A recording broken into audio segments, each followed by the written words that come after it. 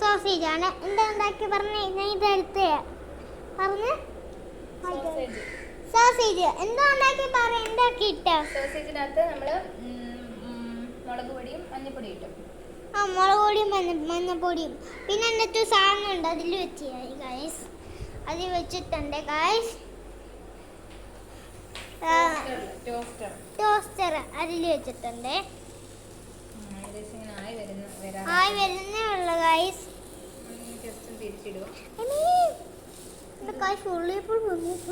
ഇതുണ്ടോ? എന്താ പച്ച ലൈറ്റ് കത്തിയിട്ടുണ്ട്. നല്ലതായിട്ട് ആയിട്ടുണ്ട്. പച്ച ലൈറ്റും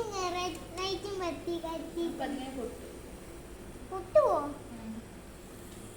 അകത്തോടിങ്ങ